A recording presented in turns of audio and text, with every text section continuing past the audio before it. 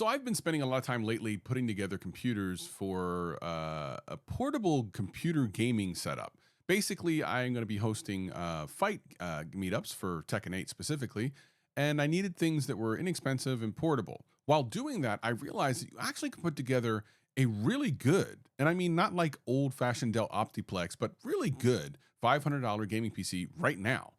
Not one that uses old Xeon chips or anything like that, but something that can work right now, not only just for esports games, but for AAA games as well. I did it, and I wanted to share it with you. And believe it or not, a lot of these things you can get right now, and the discounts are pretty amazing. Now, to be clear, there will be compromises in this setup. I'll point them out as we go through them, but they're not the compromises that you typically see in other build videos where you'll see old Dell Optiplexes or refurbished entire PCs where you're throwing in a 1660 Super or something. I wanted something that you could buy for the most part completely new, and I got that. Now, again, we're going to be using the AM4 platform for this and a GeForce. Now, we'll have a couple of different variations of this. We'll have one that's exactly $500 that literally is $500, or if you want to spend $20 to $30 or $50 more, something that'll upgrade a lot of the weaknesses in this particular setup. So we're going to start with the platform itself.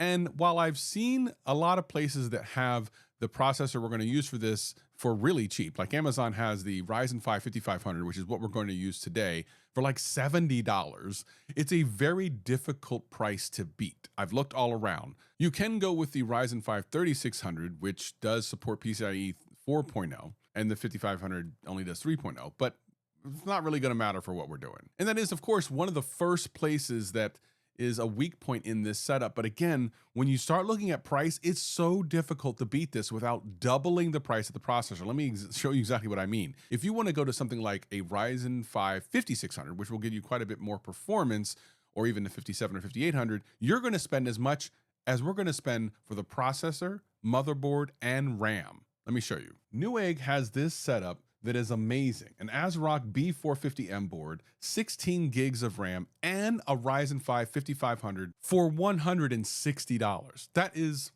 so cheap. It's not just the motherboard and RAM.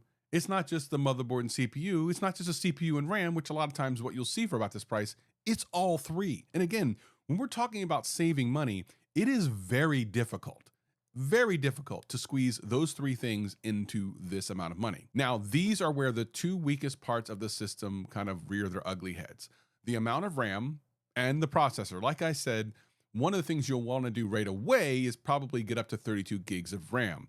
16 gigs will work, and I'll show you that it does indeed work for this gaming system. However, if you're going to run anything in the background, unfortunately, 16 gigs of RAM is kind of minimal. And it's not one of those things where gamers will tell you, oh, it's minimal, you should get 32 just because. I'm going to show you it's literally minimal, but it does work. And again, if we're targeting $500, we have to look at every single penny and pinch that sumbitch all the way down. So for 160, we're looking pretty good. Again, an older system, and probably you'll want to upgrade the processor at some point, and certainly you're going to want to add more RAM at some point. But again, for $160, very hard to beat. The case, really, this is up to you. You can choose any case you want, and you can spend as much or as little as you want. In this particular case, I'm just going to pick a random $40 to $50 case just so we hit it in the budget. And these cases exist on Amazon as well. I'll leave a link in the description below for a couple of options. And again, you can actually buy the Ryzen 5 5500 for about $75 on Amazon as well, but you just can't get this package deal with a motherboard, RAM, and CPU. So any kind of case, really up to you. I'm going to leave that up to you.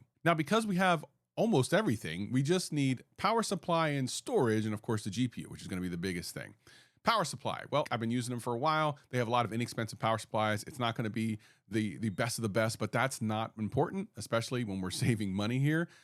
So you can still get like a 600 watt power supply for about $50, which is kind of insane if you think about it. And sure, it's not going to be fully modular or any of that thing, but again, you're only spending $500. And once you've installed it, the modularity is kind of irrelevant. So I've been using power supplies from this line for pretty much all my smaller builds, and they work just fine. Storage is important, and I've specifically been using Clev over the last couple of months of different builds that I think I've used 3 of them, and they're about $55 for 1 terabyte. Here I got a team group.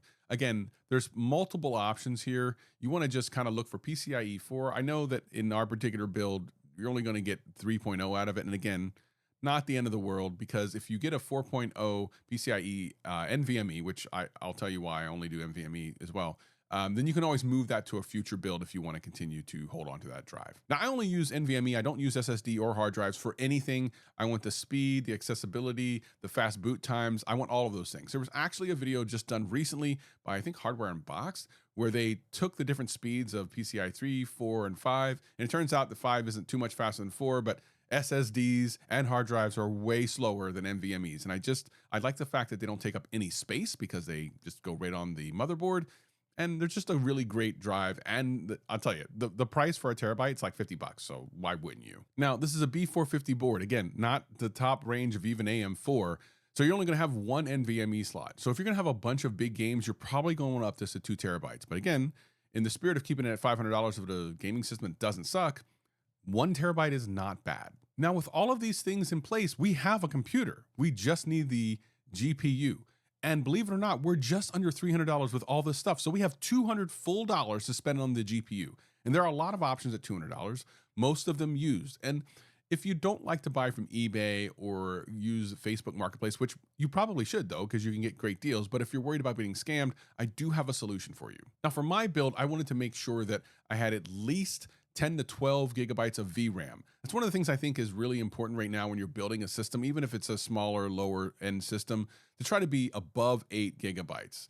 Will it matter? Yes. I think right now you can even see games, and there's videos all over the place that'll tell you that 8 gigabytes right now, even on settings that should work good on the GPU you'll be using, can hold back your performance, and it's just not worth the risk. So for me, I picked up a 3060 12 gigabyte from eBay for under $200, which would make this entire system to $500. Now, you can't actually find those with a link in the description. You'll just have to look for them. But I do have another solution for you if you just want to click and buy. And while the performance of this card is actually really good, you're going to be stuck at 8 gigabytes if you want to only spend $200. And that is the 2080. That's actually a really good card and super powerful. Even in today's games, the 2080 performs really well. There's a couple of examples, and it's just under $200, which brings our build to just under $500 for this entire build. A 2080 Ryzen 5 5500, 16 gigs of RAM, and a terabyte of storage. Not too bad. If you want to see what the performance is like, I'll show you something similar. Again, mine is the 3060, and the 2080 and 3060 actually perform very similarly. So you get an idea of what you'd be looking for in a build like this. Again, you can build with a 3060 like I did. You just have to go to eBay. But if you don't want to fuss with that, you can use the Newegg link. Also, if you want to save even more money, they actually have 2070 Supers, which are really close to 2080 for $170. You can save even more money, maybe use that $30 towards getting more RAM and getting your 32 gigs of RAM and still being at for $500. So as you can see, Spider-Man running 1080p, amazingly enough, 60 frames a second, love it. All of these games running at 1080p with no problems. You can alter the settings if you get the 8 gigabyte GPU that we talked about earlier, but again, I'm using the 3060 12 gig with no problems.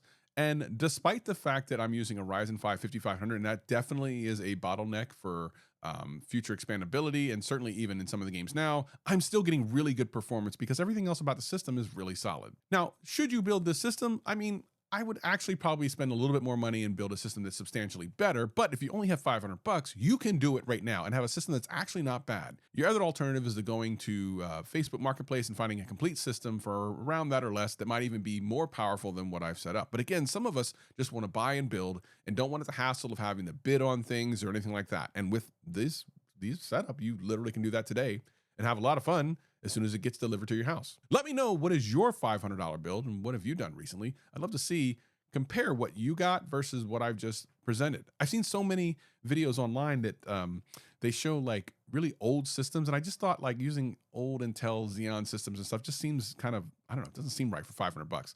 I think this seems more reasonable. Again, your two places that you want to upgrade right away would be either the processor, but more specifically and probably more primarily the RAM. Get 32 gigs immediately, because look at this. I mean, I'm playing Spider-Man with nothing else running in the background, and I'm almost at 16 gigs. So you need to upgrade that. And if you like other builds like this, here's my almost budget build that I did a couple months ago. It's actually running pretty good. And I'll see you guys and gals in the next one.